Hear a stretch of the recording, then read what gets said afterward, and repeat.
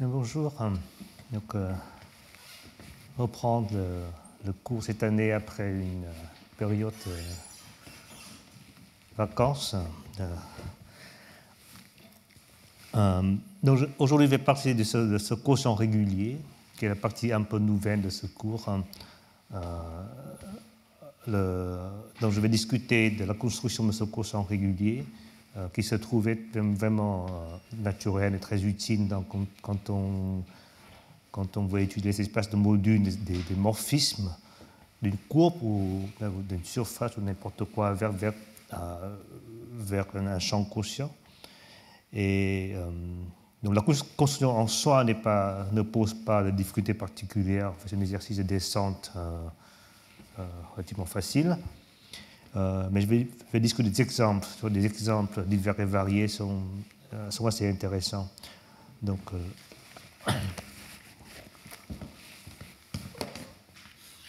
c'est le quotient régulier. Donc une bonne partie de ce dont je vais parler fait partie d'un travail en cours de rédaction avec Morizet.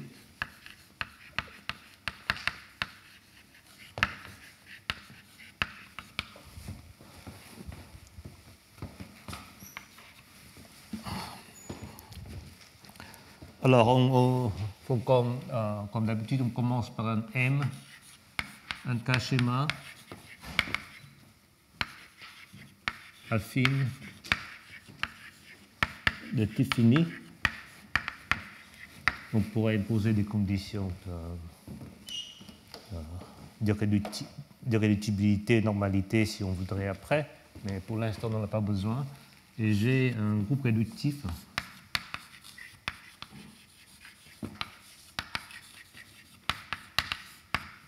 agissant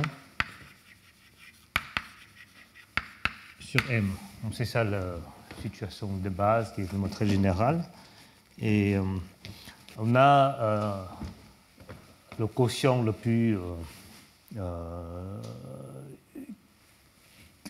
qui détruit le moins d'informations, c'est le quotient au sens champêtre. Donc on a M sur G, c'est le quotient au sens des champs algébriques. Donc on a ce morphisme de M vers M sur G. Et pour le définir, en fait, on définit une sorte de relation d'équivalence. C'est une relation d'équivalence lisse.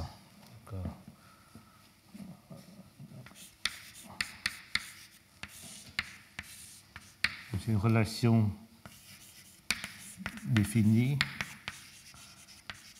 par une relation d'équivalence lisse. Donc ici, on a deux morphismes. Le premier, c'est la projection sur M. Et le deuxième morphisme, c'est le morphisme d'action. Donc, bon, il y a des relations de consigne de compatibilité, mais je vais passer sous silence. Donc, à chaque fois, une sorte de relation d'équivalence de morphisme lisse, satisfaisant des conditions, on aura un champ quotient. Voilà. Et par ailleurs, on a un quotient qui est en quelque sorte qui détruit beaucoup d'informations, c'est le quotient GIT, donc quotient au sens des invariants. Donc là, on a la notation habituelle, donc M mod G, c'est le schéma affine qui soit le plus proche du quotient. Donc ce sera le spectre de l'anneau des invariants. Donc l'anneau des fonctions sur M qui sont invariants sous l'action de G. Donc ça c'est un K-schéma Donc ça, c'est pas du tout un schéma. Donc, ça, c'est par définition, c'est un schéma affine qui est de type fini.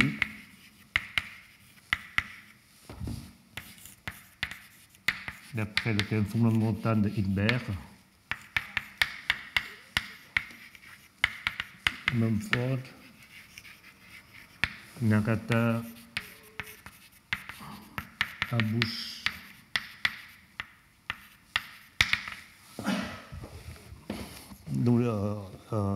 que j'ai discuté dans l'un des cours précédents.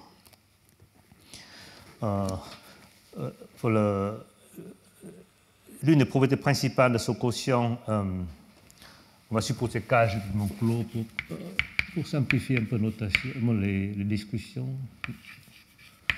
Donc l'une des propriétés de base du quotient au sens des invariants, c'est que l'ensemble des K points est en bijection avec l'ensemble des orbites fermées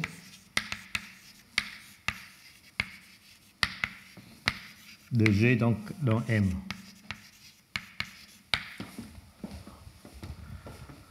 Donc, ça vient en fait ça vient dans la démonstration du théorème de Hilbert en fait. C'est vraiment dans le même suite d'idées. Mais ici, il y a un côté un peu désagréable de ceci, et que les orbites fermées ne forment pas, ça forme un sous-ensemble constructible.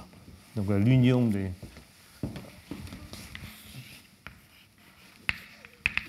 des orbites fermées, c'est de l'ensemble constructible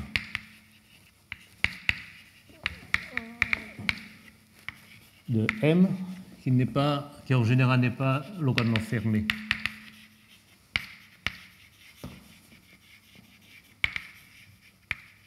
En particulier, les propriétés de M, géométriques de M, comme la licité, ne descendent pas du tout ce quotient invariant. Et donc la question est, est-ce que ce semble plus raisonnable de regarder les orbites régulières, en fait. Les orbites régulières, ça forme un sous-ensemble ouvert. Un sous-ensemble ouvert de M. Et donc le quotient régulier,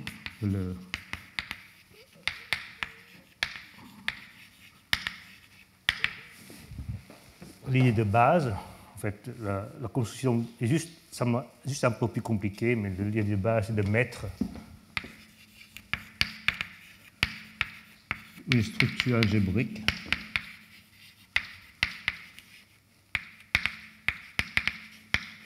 sur l'ensemble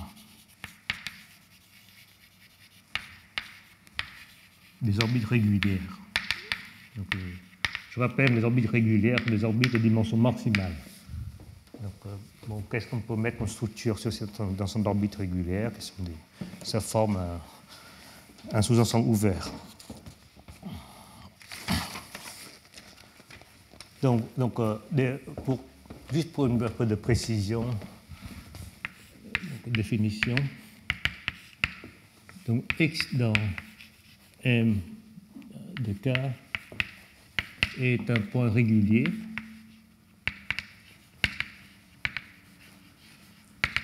si la dimension de stabilisateur est minimale de l'algèbre de Lie. En caractéristique 0, il n'y a pas trop de différence entre l'algèbre de Lie et de groupe, mais en caractéristique P, je pense qu'il vaut mieux prendre l'algèbre de Lie. Donc, il y a une notation ici, c'est qu'on pour tout x dans M de K, je note I de x, c'est le stabilisateur, donc c'est des sous-groupes de G, tels que G, x égale à x. Et le I sur M est un schéma en groupe.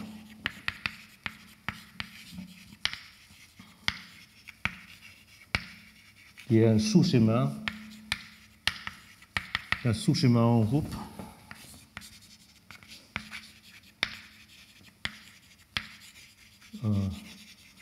de M fois G, vu comme un schéma en groupe constant sur M. Et donc ici, on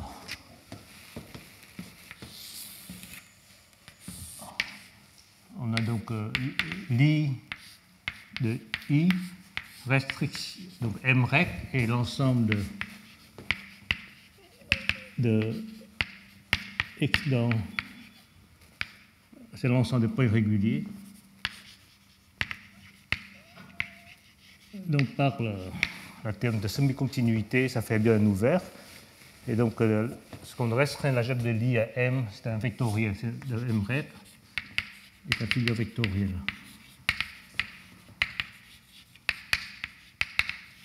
Et donc là, je n'ai pas vraiment vérifié les détails, mais je n'ai pas trop de doute que ça implique que I0, donc I0,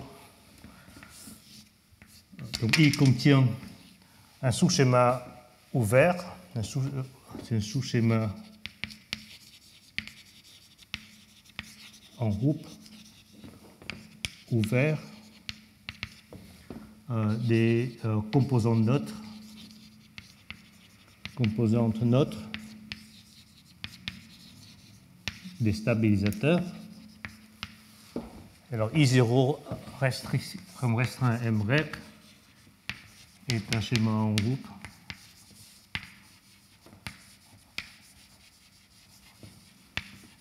lisse.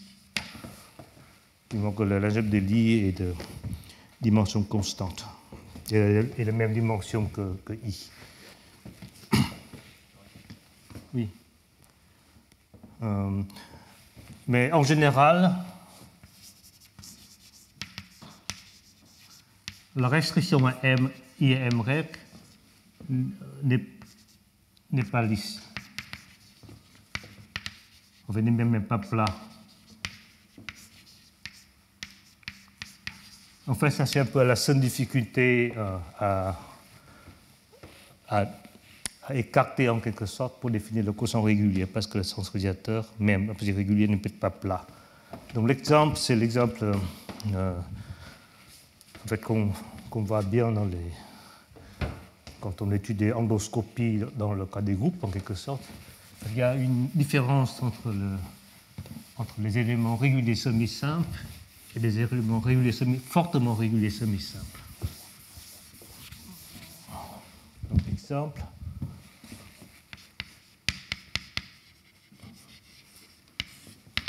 G et PGN2. Donc M, c'est PGN2. Donc l'action, c'est l'action par conjugaison. Et on prend X, c'est la matrice 1, 0, 0, moins 1, donc représentée par cette matrice, donc qui est régulière semi-simple. Une semi-simple, c'est diagonale, une régulière parce que le centralisateur est dimension A. Mais elle n'est pas fortement,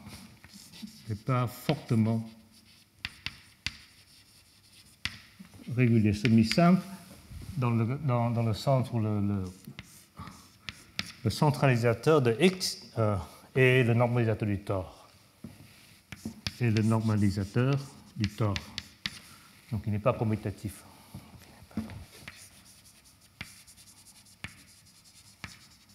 Vous voyez bien que les bandes de groupe de Weil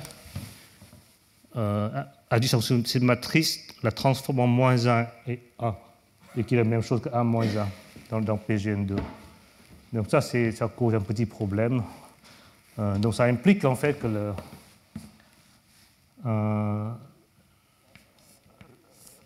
la restriction de I à un G régulier, donc ici régulier, ça veut seulement dire que l'orbite sa dimension maximale, il n'est pas plat.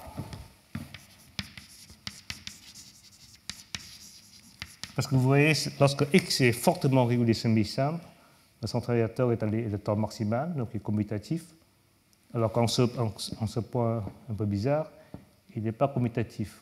Donc la composante neutre, la composante non neutre du centre-réacteur, il n'est pas dans l'adhérence schématique du truc. Donc il faut juste enlever ce machin.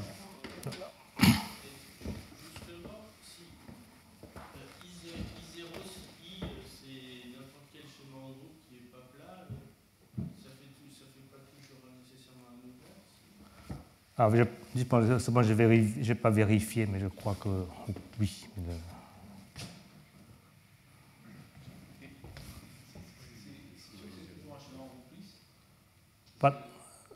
C'est. I0, par exemple, si G agit par exemple, GL2 agit sur PGL2 par translation. Oui. Par translation. Ouais, oui, non, mais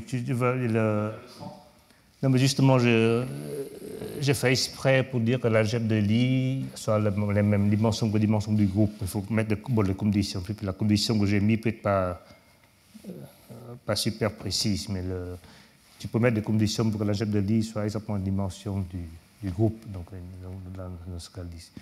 Mais en fait, dans les constructions, on a simplement besoin de la platitude. Mais ici, donc voilà, et donc à cause de ce petit point un peu ennuyeux, parce qu'il n'est pas ennuyeux en fait, pourquoi il n'est pas dans la nature des choses,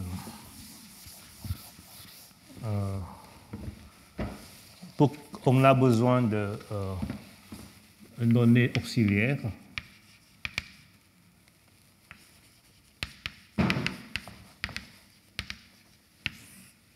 C'est un schéma en groupe I0 I',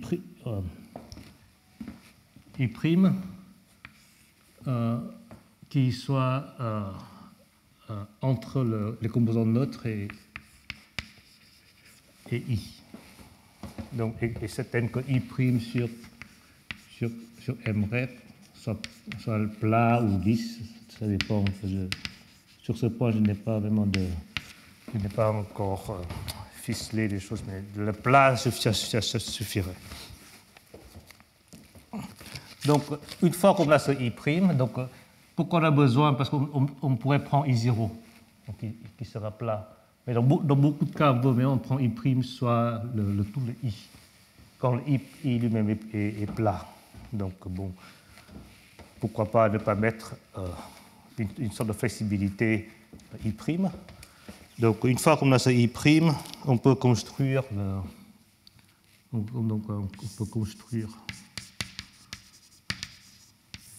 le quotient régulier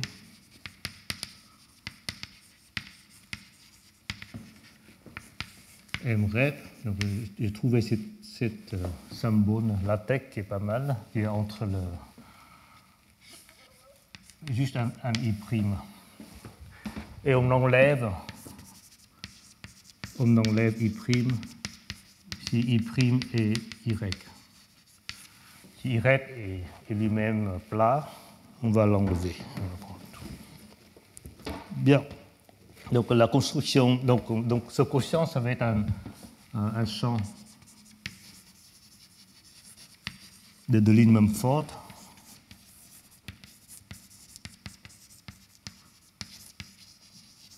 Qui est un espace algébrique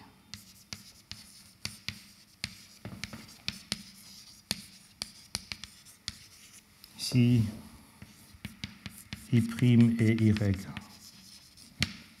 I' est tout. Donc l'inertie finie vient simplement de la différence entre I' et Y quand on est forcé d'introduire cette différence. Et bon, si M règle est lisse ou normale, n'importe quelle propriété, alors le quotient régulier l'est aussi. C'est même un quotient sans qu'il hérite toutes les propriétés de l'espace Alors,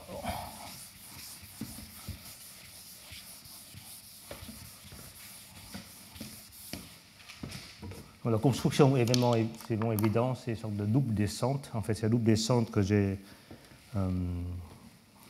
dû utiliser pour construire le centralisateur régulier dans le cas de l'assemblage adjointe. Il y a une sorte de double descente si vous avez vu.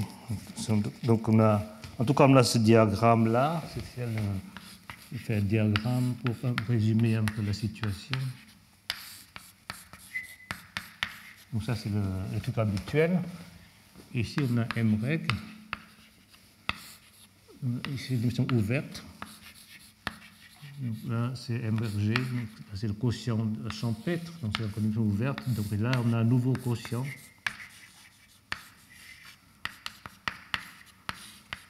Donc l'isomorphisme est plus compliqué. On va étudier plus tard. En tout cas, aujourd'hui, on va expliquer la construction de ce quotient et de discuter des exemples. Alors,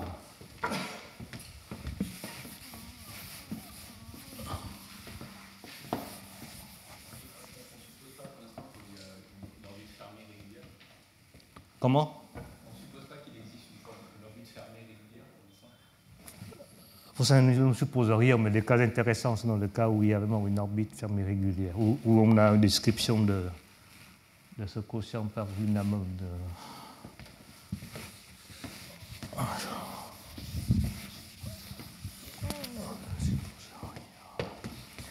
Donc c'est un quotient, donc bien sûr, on a un morphisme de M règle vers ce M règle régulier.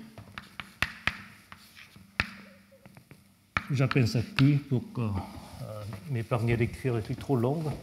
Donc c'est équivalent, bien sûr, de construire la relation d'équivalence. Donc c'est M règle au-dessus de Q. Donc c'est tautologique. Pour construire le quotient, on n'a pas construire cette relation d'équivalence. Et bien sûr, cette relation d'équivalence, c'est aussi lui-même un quotient. Donc la relation d'équivalence est elle-même un quotient, donc M règle fois M règle sur Q. Donc bien sûr, on veut que ce soit un quotient de M fois G. M règle fois G. Donc là, c'est la projection. Et là, l'autre morphisme, c'est l'action. Alors, non, pardon. Je m'embrouille. Donc c'est MG. Si on voit sur M et GM. Et on veut construire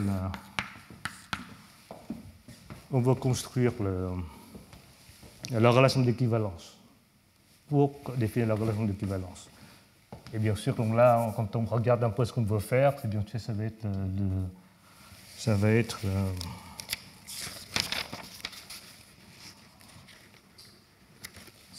I' fois G. Donc on a le morphisme de I' fois G, donc le P1, P2. Donc ici, si on a un H dans I', donc G dans G. Donc H, c'est un schéma en groupe, donc ça s'envoie sur un M dans M règle. Donc P1, ça va être un truc évident, donc on va s'envoyer sur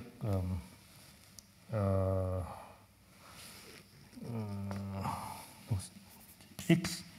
Donc P1 de HG, ça va être simplement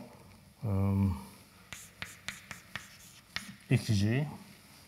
Et P2 de HG, ça va être X. Et G iota de H, ou si vous mettez à gauche ou à droite, ça dépend un peu de comment on va utiliser les choses, ou iota, et l'inclusion évidente de I'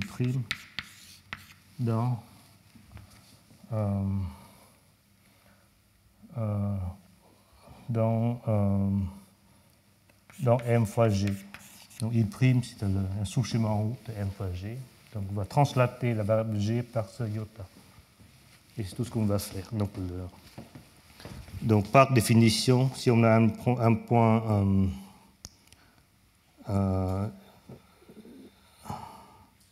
si on a un point X dans M règle, alors la fibre de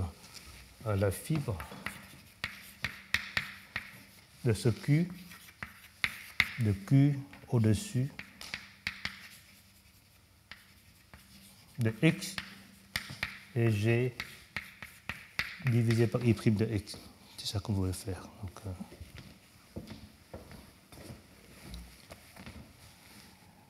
est-ce qu'on est d'accord? On a fixé un X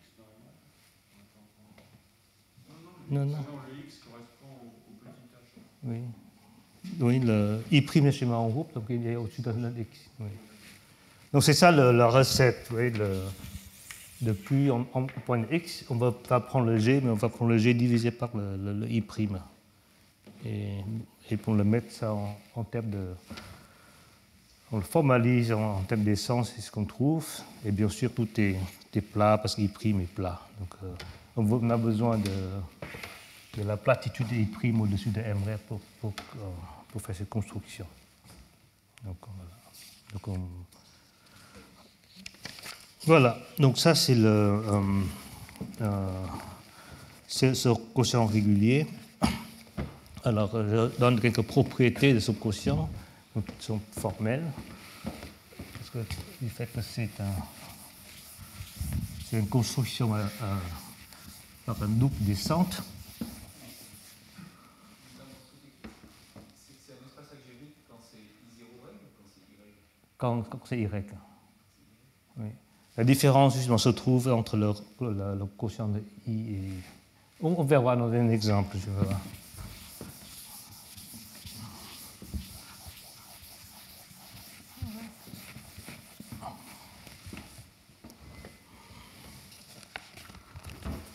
Donc, la proposition... Oui. Q n'est pas sur M règle, mais sur... Je veux dire, on le projette sur... Il a deux projections sur M règle. Non, mais Q, c'est quoi? Q, c'est ça. Ah, pardon. Il y a deux notions. Non, pardon.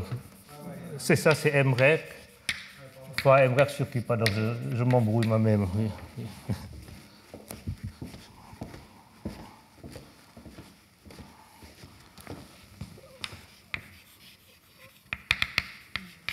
Proposition, bien sûr, c'est M règle.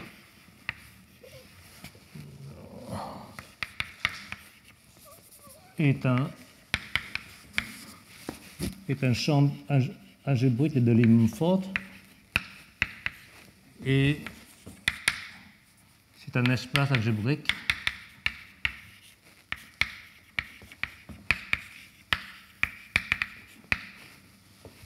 si I' et Y. Enfin, à la fin, je vais donner un exemple vraiment rigolo où on trouve un espace algébrique qui n'est pas un schéma. On ne peut pas couvrir par des sous-schémas à fil.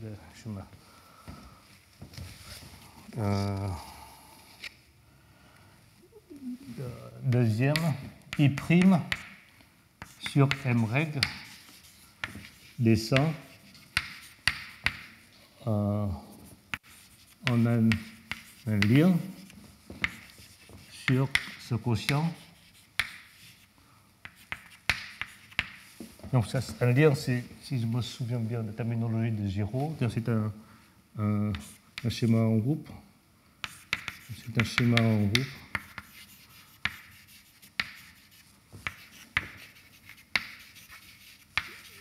Défini à automorphisme intérieur près.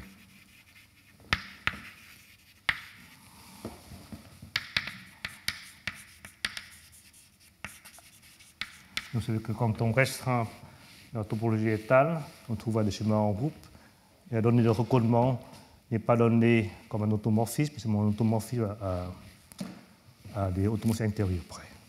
En particulier, si I' est commutatif, un lien J est commutatif, alors J est étachement en groupe, donc, parce qu'il n'y a plus de tension intérieure. Donc s'il est lisse, si I' est lisse.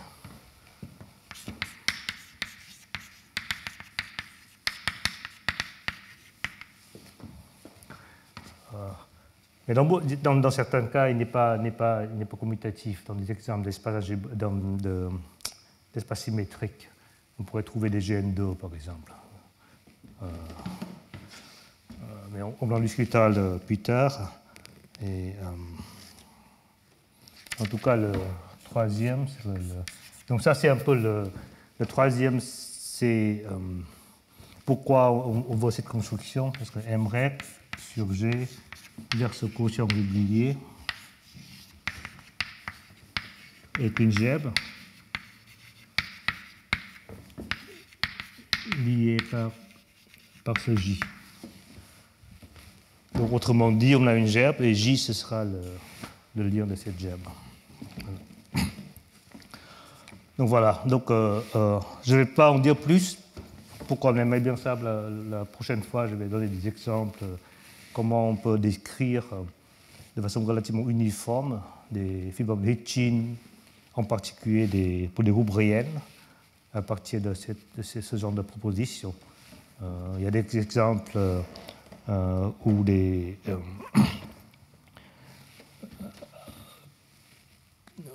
lorsque J n'est pas commutatif, où on trouvera la fibre de Hitchin, ce sera des espaces vecteurs, l'espace de modules, des fibres de Rondeau sur une courbe spectrale, par exemple. C'est un jeu qu'on peut en déduire. Donc la dernière insertion, c'est seulement si I' est commutatif que la flèche est... Non. Donc là I' même n'est pas commutatif, donc ce serait quand même une gèbre. Donc il est comme un lien, pas un lien. Oui, donc ça, c'est commutatif ou pas. Donc maintenant, je discute des exemples. Je trouve des exemples. Je vais donner une longue liste d'exemples qui sont en soi assez intéressants. Il y a d'abord bien sûr, il y a l'exemple de base, c'est que le G agit sur la gèbre de Lie. Donc dans ce cas-là, en quelque sorte, le Y est lisse. Et ben, on va prendre I' et un Y, on ne va pas s'embêter. Et dans ce cas-là, on a le quotient régulier et la même chose que le quotient invariant. Donc c'est ça le charme de ce cas. Et la même chose que G sur G. Donc dans le morphisme de G, vers G fois G, il y a une seule orbite fermée et une seule orbite régulière. Donc du coup, les deux quotients qu'on définit, c'est la même chose.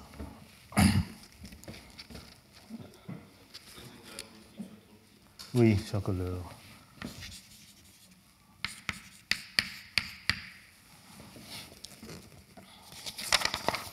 Donc, le deuxième exemple qui illustre la nécessité d'introduire ce I', c'est l'exemple de PGN2. Donc, l'exemple, c'est l'exemple du quotient de... donc, G est un groupe semi-simple.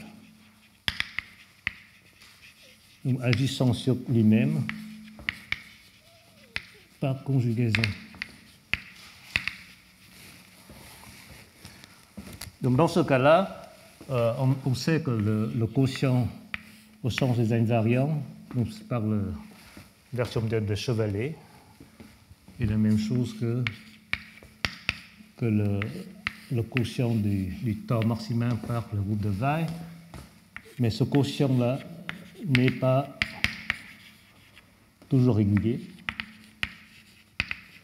sauf si G est simplement connexe.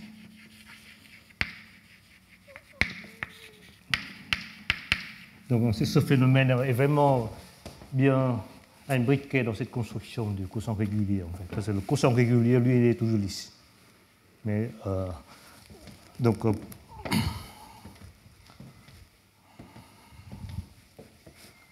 quand G est semi-simple et simplement connexe, alors tout se passe comme dans le cas de la somme adjointe. On a donc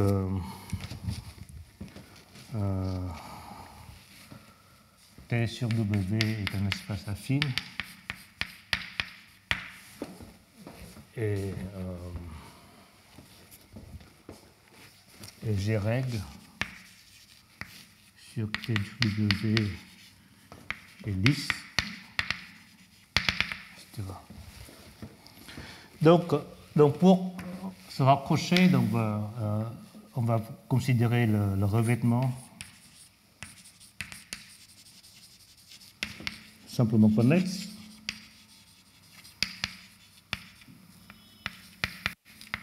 Donc on a GSC,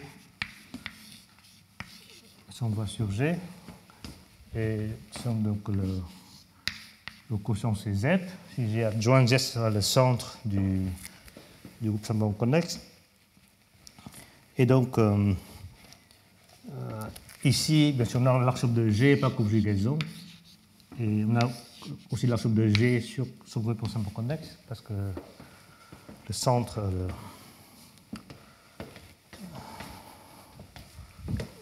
Parce que l'axiome de GSC sur lui-même se factorise par G.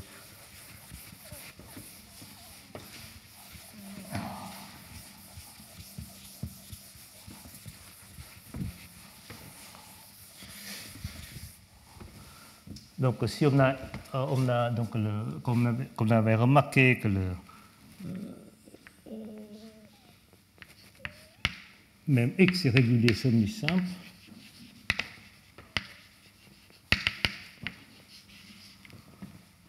Ix n'est pas forcément, peut-être peut ne pas être commutatif. Donc on va le modifier un peu. Donc on va prendre x dans G, on va prendre x' dans GSC qui est au-dessus de x. Et on va prendre i'x. On va définir i'x comme le I de x'. On va demander qu'il stabilise le point x'. Donc en faisant ça, on va le forcer simplement connexe. Donc du coup, on a la chose suivante, on a G divisé par V par I' de G. C'est la même chose que GSC divisé par G est divisé par Z. Et donc ceci est un schéma. Ceci est la même chose que T sur W, DSC sur W divisé par Z. Mais le Z, il n'agit pas librement sur ce machin. C'est pour ça que donc ça c'est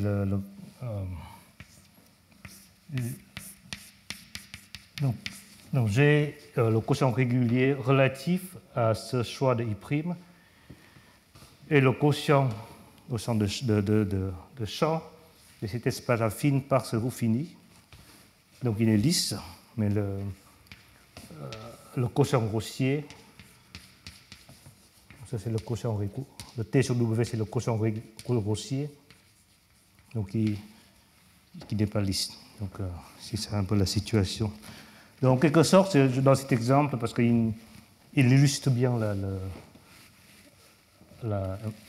l'une des particularités de ce quotient régulier. En fait, il comprend bien ce phénomène de la différence entre l'élément régulier semi-simple et l'élément fortement régulier semi-simple. Donc ça, c'est l'une des propriétés de ce quotient régulier. Donc l'autre propriété est illustrée par cet exemple de base, qui est l'axiome hyperbolique.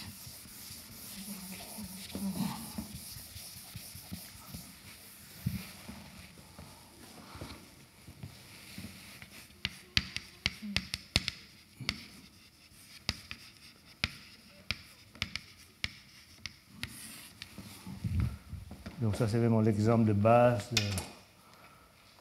On a donc GM agit sur A2, T de XY et TX, T-1, Y. Donc les orbites sont des hyperboles, sauf il y a une croix dans la fibre centrale, il y a 3 orbites. Donc il y a une orbite fermée et 2 orbites régulières. Ici, donc là, c'est des orbites régulières semi-simples. Puis au milieu, il y a cette fibre à 3 orbites. Donc là, c'est une orbite fermée, mais il y a 2 orbites régulières. Donc ici, le morphisme quotient, le A2 divisé 2 fois par GM, c'est 1,1. C'est une variable Z. Avec Z, c'est X fois Y. Et donc ici, on voit bien que donc là le stabilisateur, il est trivial sur les parties régulières, donc il n'y a pas besoin de faire ces distinctions entre I' et I. Dans ce cas-là, on a le M reg, c'est A2 moins 0, et M reg, le quotient régulier, et c'est la droite à double origine.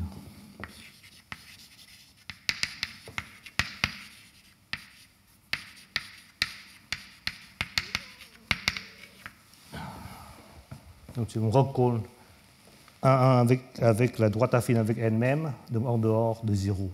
Donc ça fait comme 2 0 au lieu d'1. Donc ça, c'est vraiment l'exemple typique qui nous aide à faire une description dans beaucoup de cas. Donc il y a en quelque sorte 2 phénomènes. Il y a le phénomène champêtre, comme l'exemple du PGN2. Et l'autre phénomène, c'est le phénomène de tension hyperbolique. Dans les autres cas, en quelque sorte, dans beaucoup de cas, c'est en quelque sorte de mélange entre les deux. Donc il y a l'un des cas qui est l'espace symétrique.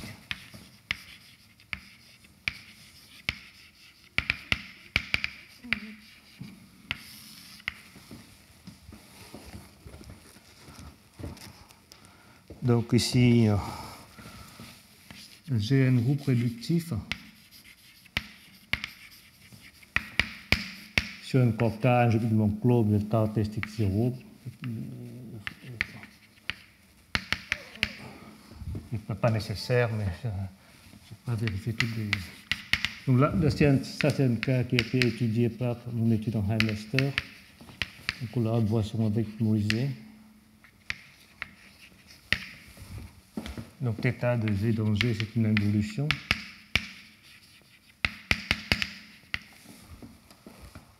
Et donc on prend K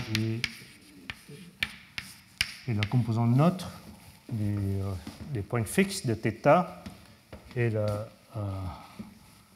on se donne un groupe H, il se donne un groupe H qui est entre les deux. Donc c'est dans ces histoires qu'il faut vraiment prendre cette subtilité entre K et Gθ. Et donc on va décomposer G, l'algèbre de Lie en 2 parties. Donc il y a l'algèbre de Lie de K et le complémentaire. Donc ici θ égale à 1. Ici θ égale moins 1. Donc la donnée d'espace symétrique, en quelque sorte, c'est G, θ et ce H qui est entre les points fixes de θ et sa composante neutre. Et on regarde l'action de H sur la partie moins 1.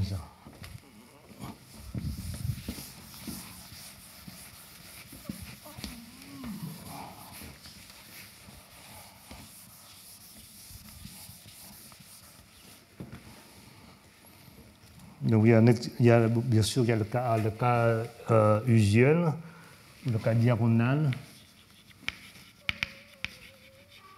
où G c'est G1 fois G1, θ de G1, G2,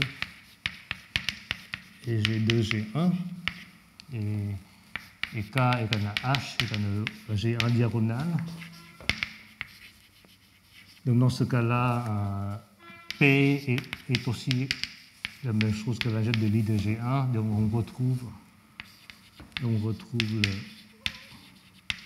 l'axiome adjointe.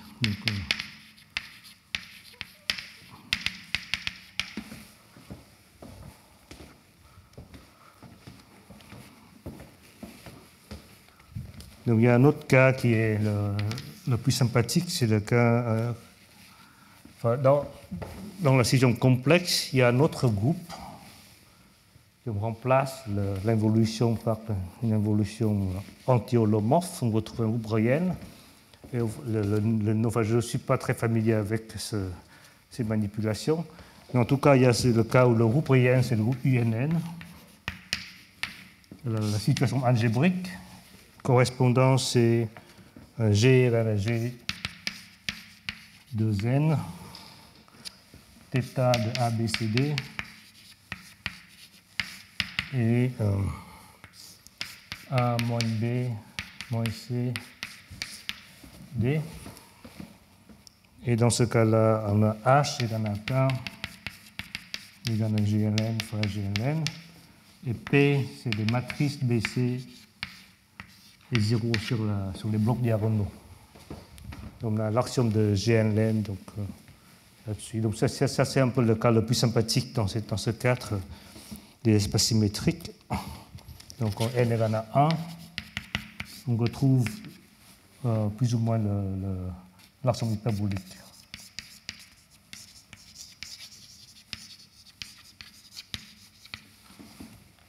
Et là,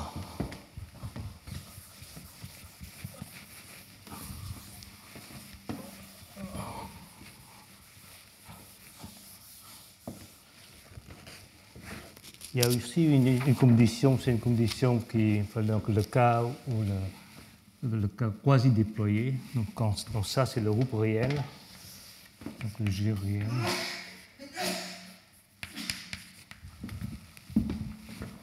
Donc GR est quasi déployé.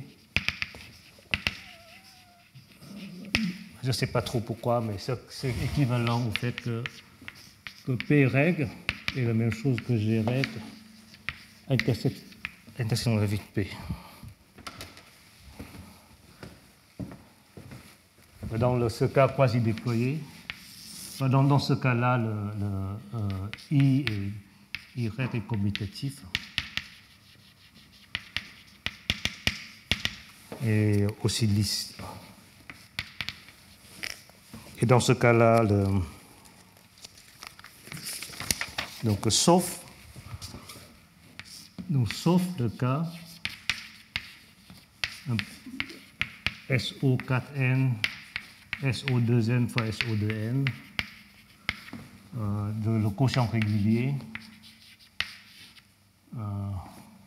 Le quotient dans ce cas-là, c'est le quotient invariant et donné par c'est aussi un espace affine. Donc ça, c'est des résultats de Costan-Grallis.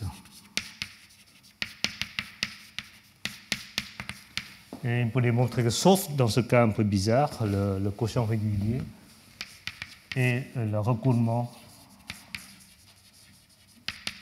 de deux copies de ce quotient, du quotient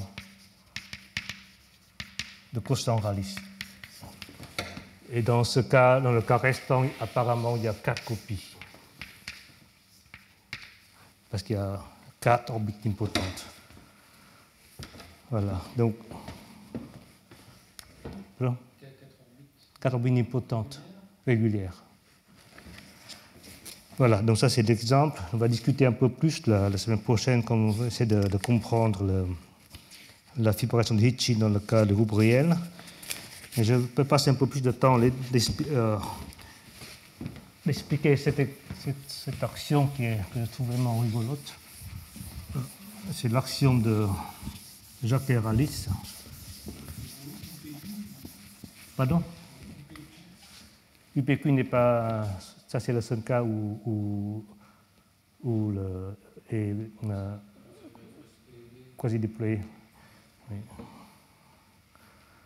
Enfin, je pense qu'on peut toujours décrire ce quotient régulier, mais. Donc, le cas de Jacques-Peralis. Donc là, c'est un calcul que j'ai fait avec une. Donc ça, c'est le cas rigolote où dans tout ce cas-là, vous voyez que le quotient n'est pas, c'est un schéma, n'est pas séparé, mais un schéma en recompte de faire un film. Mais ça, c'est le cas où le quotient régulier, c'est n'est pas algébrique, mais qui n'est pas un schéma. Donc on va V, c'est un vectoriel de dimension n. Donc V, c'est son modal.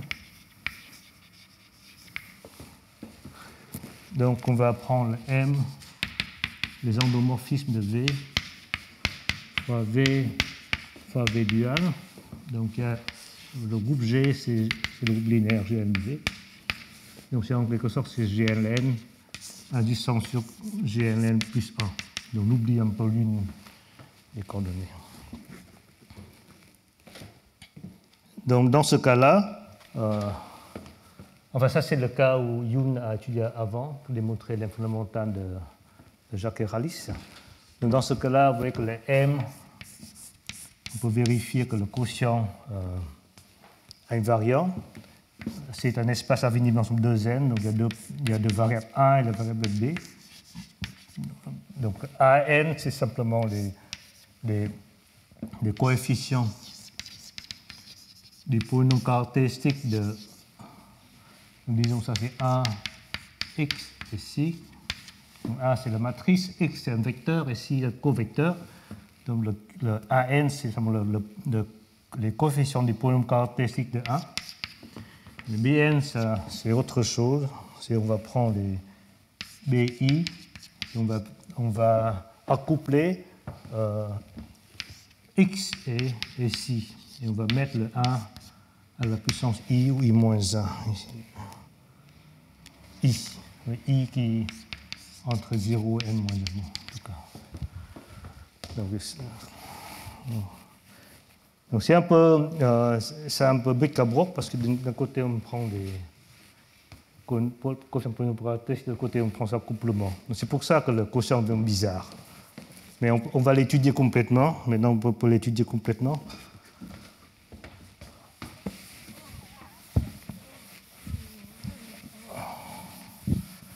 Donc c'était pas fait comme ça dans Youn, mais j'ai refait ce concours dans un article d'exposition dans les volumes de l'école d'été à Utah.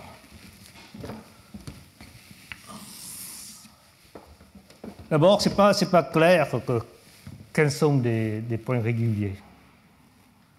Il faut faire un peu d'algèbre binaire pour le comprendre. En tout cas, il y a la première question, c'est qu'est-ce que c'est l'ouvert régulier?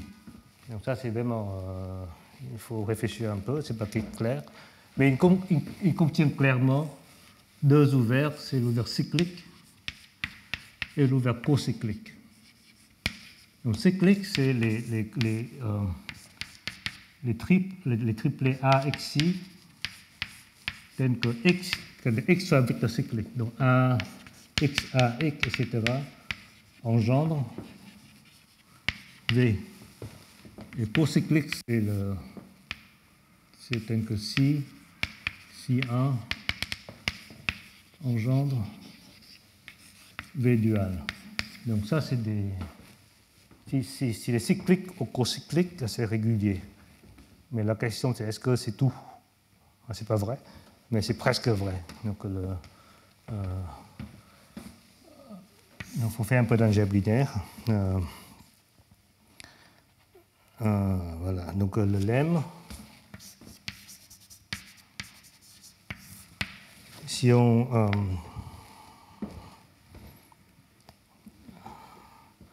donc soit A ici, un point régulier dans cet espace, et on va décomposer V en somme de V lambda, V dual en somme de V lambda, donc en espace propre généralisé.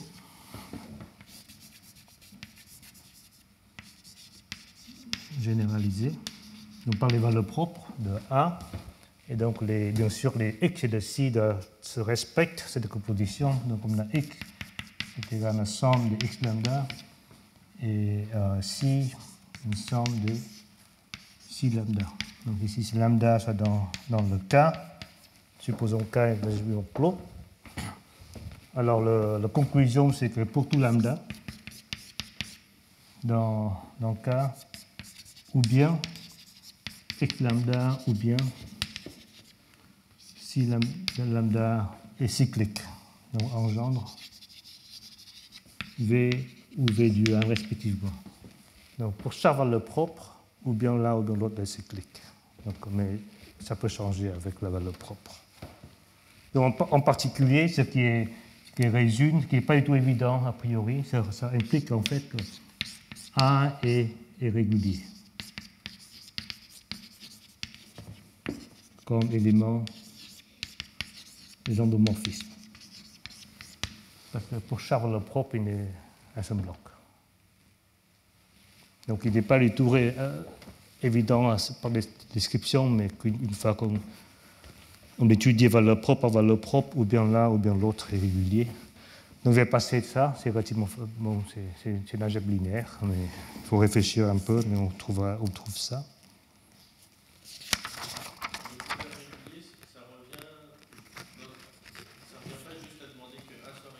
Non, A est régulier, et ensuite, pour chaque fois que tu fixes un valeur propre de A, et dans les espaces propres, ou bien le vecteur. Oui.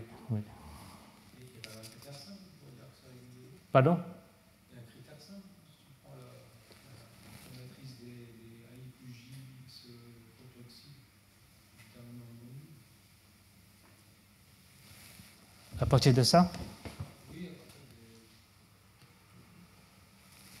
à partir de la matrice des A exposant I plus J, indexée par I et J. Ah, I plus J ici? Ouais. Et qu'est-ce que tu fais avec ça?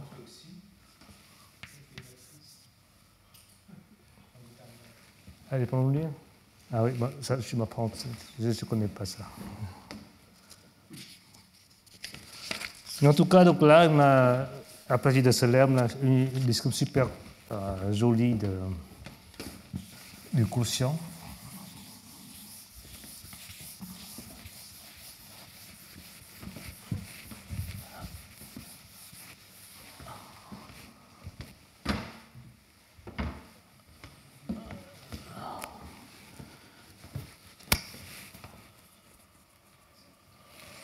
On a donc on a AN, qui est donc les sim n de A1.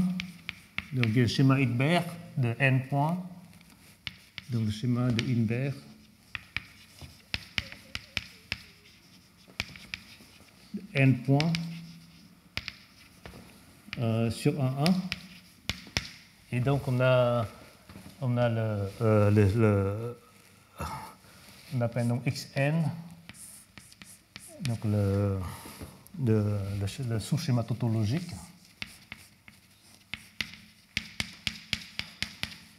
Donc le sous-schéma fini tautologique. C'est encore le revêtement spectral, quelque sorte de AN, donc ça c'est un morphisme fini. Et plat de degré n.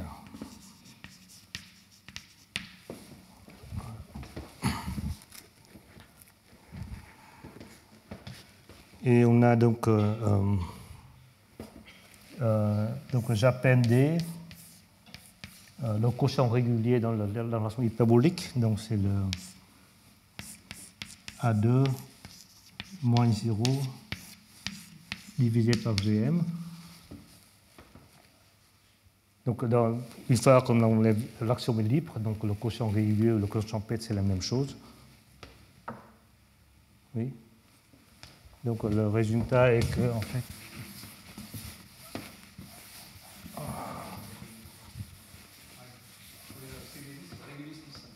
oui, c'est simple. Oui, oui. Non, ça m'étonnerait parce que la description vraiment est assez drôle.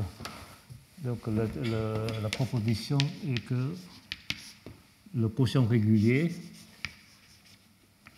ici c'est la même chose que le quotient champêtre, le régulier. C'est pour ça qu'on arrive à d'écrire ici ça. Et isomorphe canoniquement à la restriction de Weil de xn à an de d. On prend la droite affine à double et puis on fait la restriction de la Weil de xn à n. Et c'est ça de... Pardon. Mais en tout cas, vous allez vous passer la preuve, on écrit, ici c'est des champs, donc on écrit des points de module, donc on arrive à identifier les deux. Mais en fait, la chose, c'est on a ce M'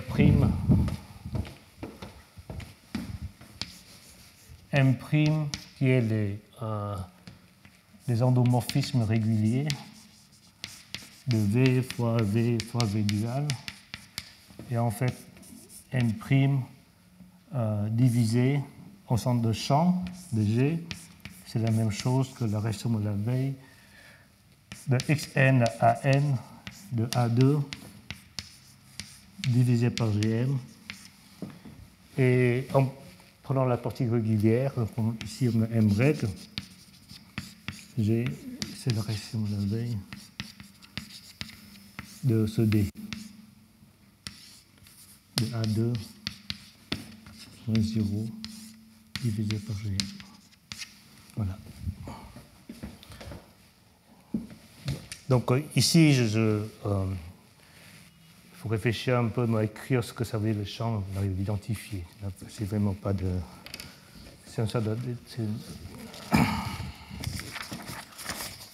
Mais ce que je trouve un peu rigolo, c'est qu'en fait, ça implique que le quotient régulier, ici, n'est-ce pas algébrique, il n'est pas un schéma.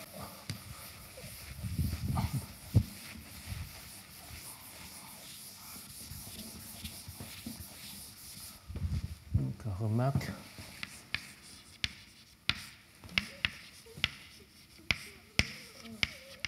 Et un espace algébrique, donc parce que là, il n'y a pas de centralisateur, mais qui n'est pas un schéma.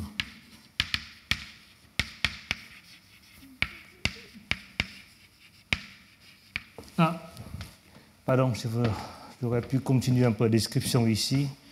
On voit aussi la description du morphisme du quotient régulier vers le quotient invariant. Simplement en disant qu'on a le morphisme de A2 vers A1. Donc ici, on voit la restriction à la Weil de xn à n de A1. De A1 fois xn. Et donc c'est ça la même chose que le AN fois BN. Donc on regarde ce morphisme et on peut faire la restriction de la Weil. Et on retrouve le morphisme de quotient. Donc régulier, ça implique donc la partie A est régulière. Oui, c'est ça. C'est ça le point. C'est pour ça qu'on arrive à décrire. Dans la partie A, il y a une orbite régulière, nipotente par exemple. Oui, il peut être nipotente. Ouais, mais ça ressemble. Ben justement, ici, il est dans le point AN, les n points sont confondus. C'est le... C'est ça où les n points sont confondus. Oui. En quelque sorte, on peut décrire quand c'est on a, donc c'est le,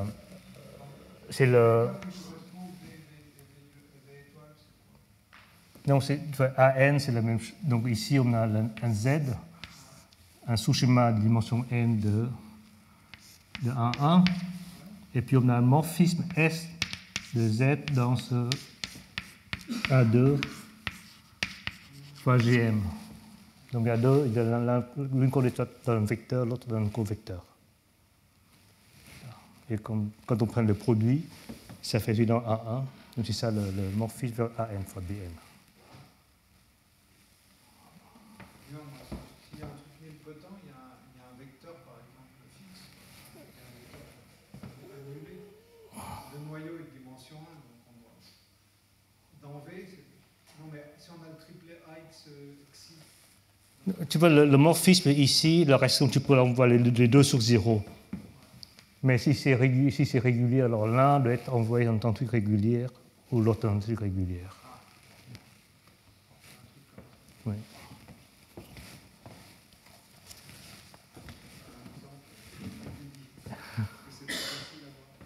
Oui. Non, enfin, c'est. Ça a mis quelques jours à trouver ça, donc ce n'était pas. Non, en tout cas, ici, c'est à cause de ceci, donc on a, donc disons, appelons ceci Hn, qui s'envoie sur Cn. Et donc ça, c'est un morphisme étal. C'est un morphisme étal. C'est un morphisme étal et birationnel.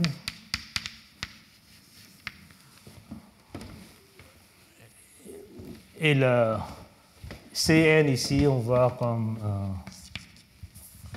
Cn, donc Hn, c'est un couple de Z, et S va dans Z dans A2 moins 0 sur Vm, et Cn, c'est Z, et juste une fonction de Z dans 1,1. Donc là, c'est morphisme. Et donc, si C, on a le f-1 de 0 à m point. Donc ça c'est un sous-schéma de Z. S'il y a m point, la fibre a 2 à puissance m point. Donc, ça dépend des points réduits. Il y a m points, donc à chaque point, tu as le choix, ou bien le vecteur ou covecteur, ça fait 2 puissance m points. Donc ça, c'est une situation un peu rigolote. On a un morphisme qui est étal, birationnel, mais à des nombres de points, ça peut expose à la puissance 2. Et pour tout ouvert, affine,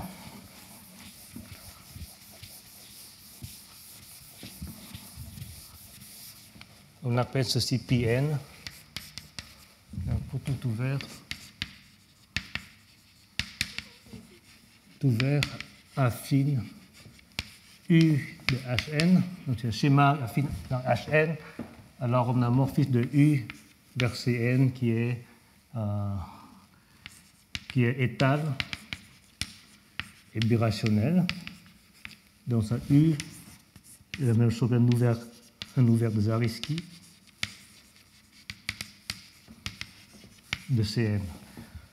Donc si Pn est un schéma, Pn va être une sorte de recouvrement des ouverts de Zariski de Cn.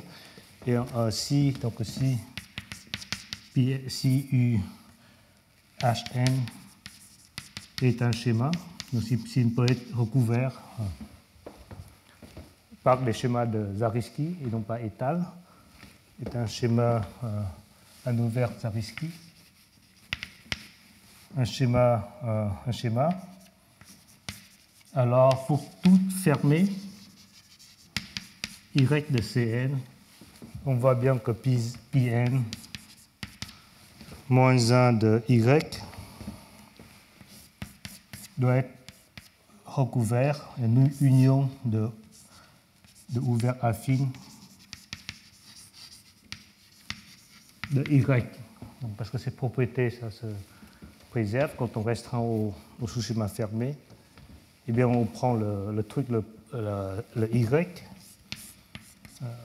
le plus méchant, donc c'est AN fois 0, donc AN BM. Eh bien, on calcule, on voit bien que pi n moins 1 de Y, c'est une union de I de 0 à n de U I n moins I.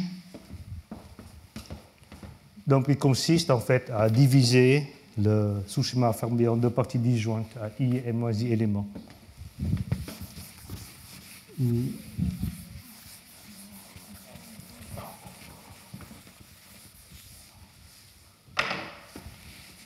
Où U, I, n moins I, c'est à l'intérieur de AI fois AM moins I. Donc ici, c'est ZI fois ZM moins I. Donc sous-schéma fermé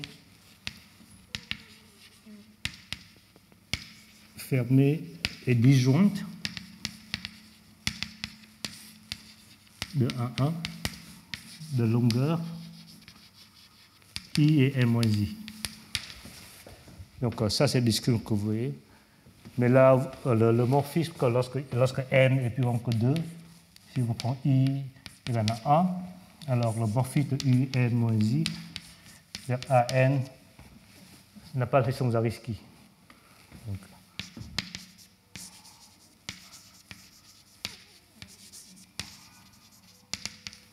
Donc, en tout cas, ça implique que le tout ne peut pas être schéma.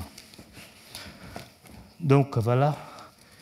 Bon, je finis par donner un exemple. Donc là, depuis le temps, mais c'est un exemple qui est très intéressant, mais je n'arrive pas à comprendre complètement. C'est l'exemple. Donc, ça, c'est l'exemple que je considère comme je comprends complètement. Mais l'exemple que je comprends moins bien. C'est très important. C'est l'exemple de la variété commutante. Donc, dernier exemple. Donc M et XY dans les matrices NN telles qu'ils commutent. Donc là, il y a une action de G, de GNN, qui agit simultanément sur X et Y. Donc, dans ce cas-là, on a M règle. Donc là, je n'arrive pas à décrire M règle comme dans le cas de Jacques-Héraliste, mais il contient au moins le M cyclique. Donc, M cyclique, c'est X, Y, donc M, tel qu'il existe V, donc V, il existe. Donc ici, le V n'est pas donné comme dans le cas de Jacques-Héraliste, tel que KXY, comme module de KXY de V, ça engendre V. Donc dans ce cas-là, c'est évident que c'est régulier. Et justement, une fois qu'on fixe V, ça rigidifie le module. Donc dans ce cas-là, M, on a M cyc est inclus dans M règle et invariant, et M cyc, le quotient régulier, est la même chose que le schéma Lindbergh de A2. Les sous-schémas dimension 0 de longueur n de A2. Parce que c'est par définition, c'est justement, une fois qu'on a fixé le V, donc rigidifier, ça consiste à fixer ce V. Et alors que le M mod G, c'est le schéma de Chow de A2. Donc dans ce cas-là, vous voyez bien que une partie de cette construction vous donne une résolution singularité du quotient invariant. Donc c'est un phénomène que je pense que c'est général. En général, un peu comme le quotient invariant peut avoir des singularités plus arbitraires. Et en prenant les parties régulières, en trouvant des sortes d'ouverts raisonnables, on trouvera des jolies raisons de singularité. Mais voilà, c'est encore pas compris. Merci.